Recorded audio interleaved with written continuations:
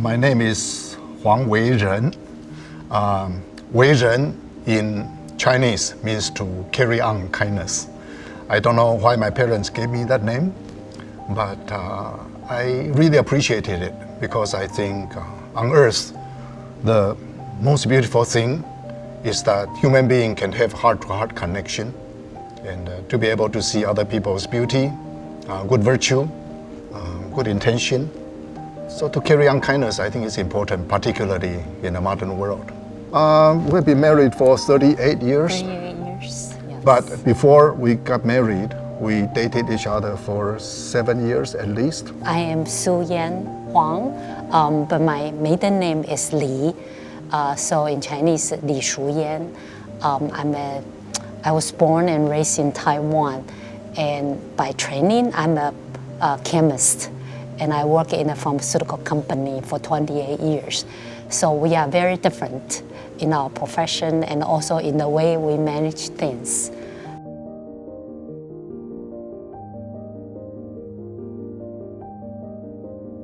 I'm more left brain, meaning I'm very logical, which is not like typical woman, because a lot of women, they are more feeling type, but we are sort of totally opposite.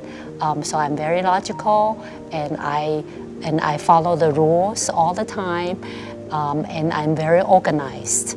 But doesn't mean he's not organized, but he has his way of organizing. So we do have some challenges when we first got married, even like when we were dating.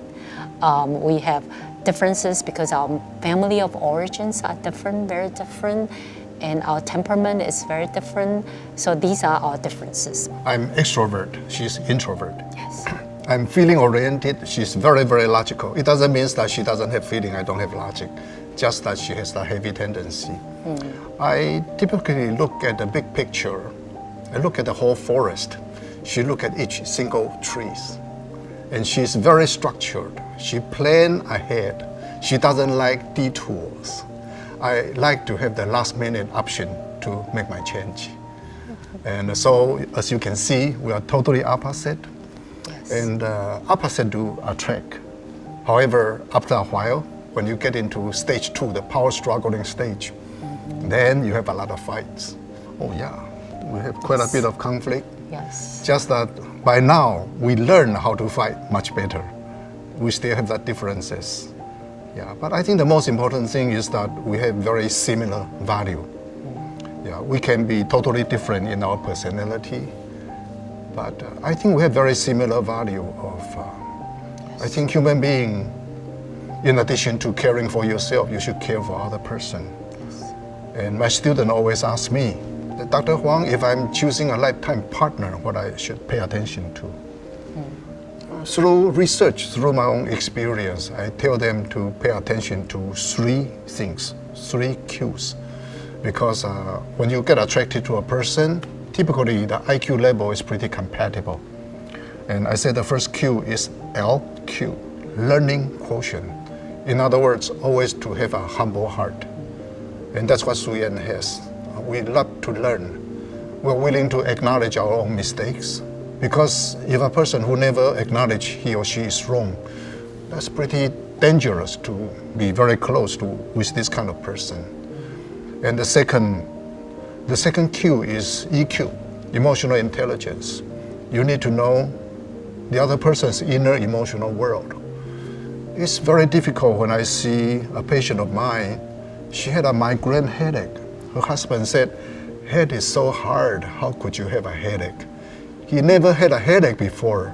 He couldn't comprehend other person's pain and to be willing and to understand. Despite I may not understand, but it's that effort, that willingness to, I didn't get it right, but please tell me, I want to understand. That spirit, willingness to understand, I think that's very important. So LQ, EQ, and I said that when a person is blessed with both LQ and EQ, this person can still be the #1 calm person on earth because that person is so good at manipulating other people. He can sacrifice other people's well-being and then take advantage of others. Therefore, I said we must have the third Q. I call that SQ, spiritual quotient. I simply define it as I have no heart to benefit at your expense, that your well-being is as important as mine. I think maybe because both of us, despite our so much differences, very different in family background, but because we are similar in those three cues, that help us to survive. So in a sense, a lot of people, when they see us being so different, and in fact, when we were dating, such a difficult time. We broke up many times. We probably broke the record. And we love each other, but when we were together, it's so painful because everything looks odd, right? And so we broke up. And it's even more painful when we were separated. So we came back together. Nothing changed. We broke up many times. And the most crucial time, somehow God had a miracle, because at that time we didn't even have psychologists to help us. We were in Taiwan at that time. So, and I learned so much about so-called depth psychology of love, the force of pursuit and distance. At that point, I pursued her to a degree that she suffocated. And then she started to do the number one mistake in love relationship, that is staying with me out of guilt. And she didn't want to hurt my feeling, but both of us were trapped because we were suffocated, right? I lost all of my confidence because I need her support. And she wanted to be kind, but she couldn't help herself. She wanted to run because she was suffocated. And the most crucial time, I was drafted into military. And every healthy young man got to go to military. And normal military wouldn't work. I was put into the hardest of the hardest boot camp. And that kind of did the Control Alt Delete, allow me to restart my own system. So after I found my true self back, I'm extrovert. I like people. She's introvert, and she read so many books. And in order to please her, I have to pretend I'm not extrovert. I have to pretend to bring a Nietzsche on my hand, Schopenhauer on my hand, to pretend that I have something upstairs. But you just cannot lose yourself, and that make it so difficult. But eventually, we made it because I regained my confidence. We have the space. She has the freedom, and then we learn so much from each other. At that time, we didn't have tool. That's why we were fighting in the darkness. But now we do have tool. We do have conflict. And then we try to do, when we have conflict, we try to have a time out, particularly when we got flooded. The research shows that when your heart rate is over 100, you cannot think clearly, and you can only destroy each other. So we learn to have time out. During the time out, we do so-called a 5-step emotional self-regulation. Try to figure out, what's the situation, what kind of feeling I have. Because when I'm able to label my feeling, I'm able to do the emotional irrigation, dig the irrigational canal to, in a sense, I'm talking about emotional intelligence training, right? You got to know the situation, define it. You got to know your feeling. Because the moment you are able to put words into your feeling, something happens in your brain. That is, you are able to allow your prefrontal cortex, that conscious part, the blood flow increase, and to be able to regulate the overreactivity on the amygdala area. So once you are able to label your feeling, then at that time you regain your conscious control. And then we try to figure out what are some of the thoughts that trigger those feelings. Most importantly, I started to identify what is it that I need. Lots of couples, when they are fighting, emotionally they regress back to 3-year-old. They have no words. They didn't know what they are fighting about. Many couples, they keep fighting only until 4 hours later they started to figure out why they are fighting. We need to have a way out. So I do the 5-step self-regulation. She does the 5-step self-regulation. We come back to do the 10-step after the fight recovery conversation. We have specific way for me to talk about my grievance without pushing her away, without attacking her. And she also does the same thing. So we fight much better. And as I mentioned before, the number one predictor of divorce is habitual avoidance of conflict. Why do people avoid conflict? Because every time when they try to resolve conflict, the solution become a bigger problem. They couldn't get out of it. So when they avoid it, they feel like that it's easier to just turn your head away, just to swallow it. But when you swallow, those pain and anger, they don't disappear. They will come back at you. People say that if you don't understand emotion, emotion will come back to control you. They tend to come out at least expected moment with out of proportional intensity. That's why most people avoid conflict. When they avoid conflict, you know what happens? There's a saying, if you don't know my pain, if you don't know my inner emotional world, how can you love me?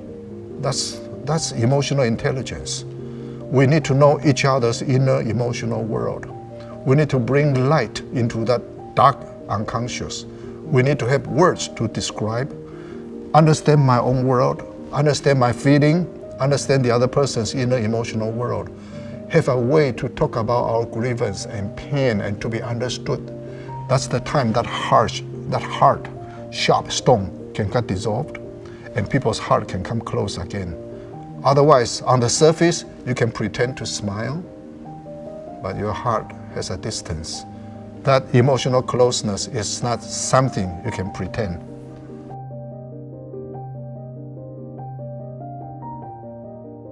First of all, I think the important thing is commitment to each other. Regardless, we have so many differences. So I believe the commitment is one thing, and we are willing to work it out.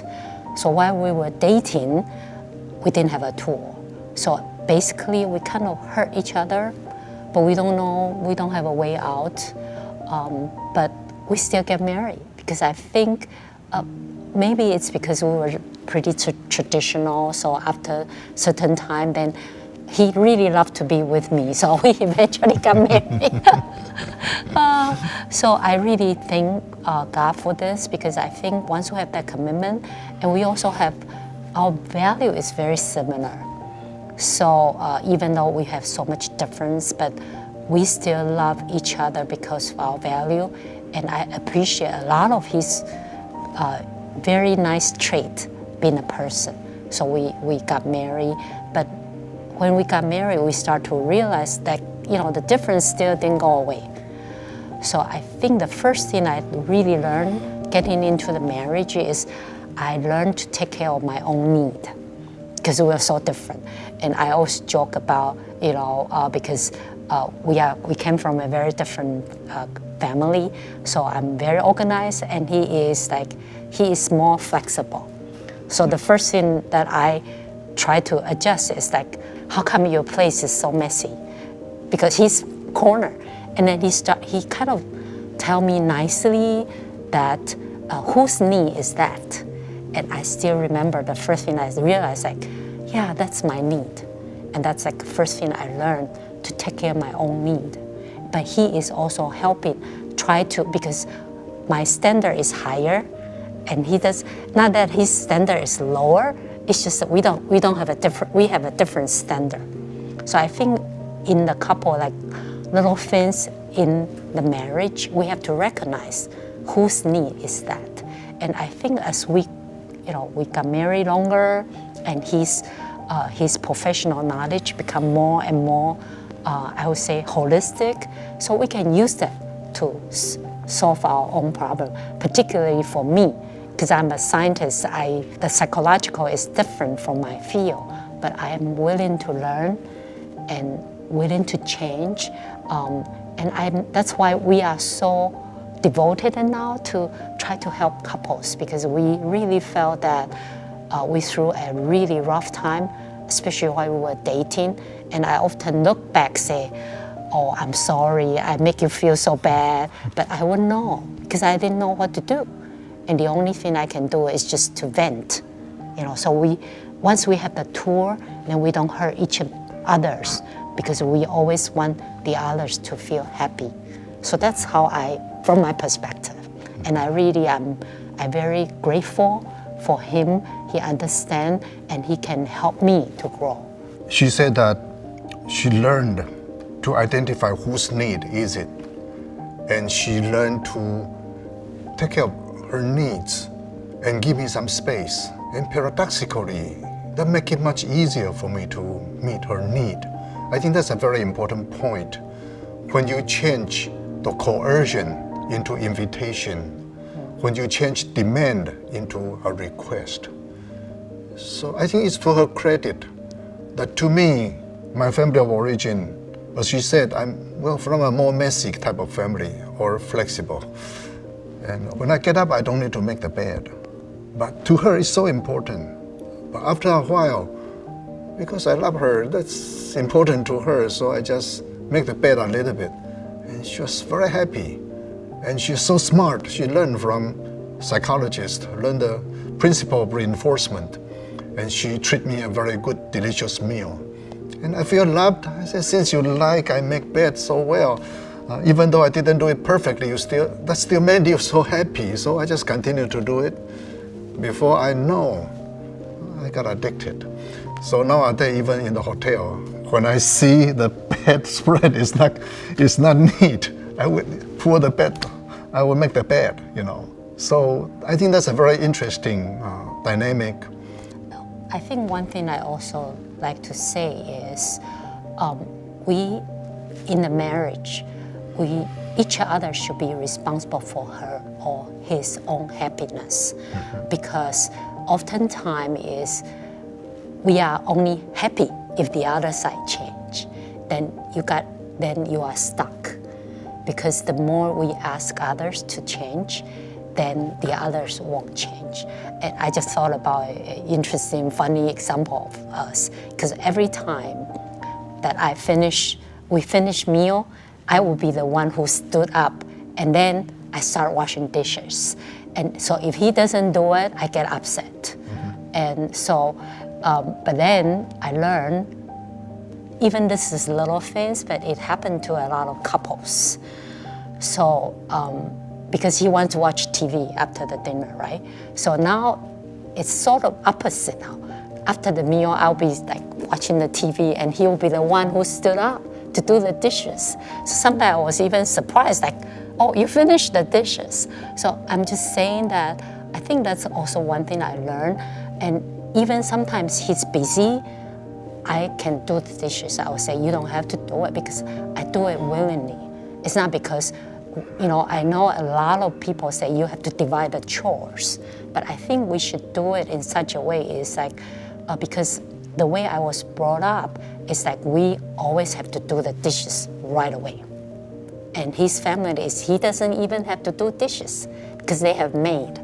So you can imagine initially, but I think I do learn to take care of my own need, and also I sort of want to thank him for encouraging me to grow and to learn. So I remember when we were in graduate school, I almost want to give up because it was too hard. To have a PhD in chemistry, you can imagine it's a lot of hard work. So at one point I want to give up. But I think he encouraged me to stay put so I can finish. So that just kind of, I like to encourage all couples, especially wife, who feel that, it has to be, the husband has to do something, but I think important thing, we have to be responsible for our own growth. So as we grow, like Dr. Huang say, we give others space, because when I grow, then I can be happy because of me being myself versus you have to do something to make me happy. So I really appreciate that I was able to, go through the very hard time for graduate school, and then I was able to find a job together in the same city. So that was really a blessing.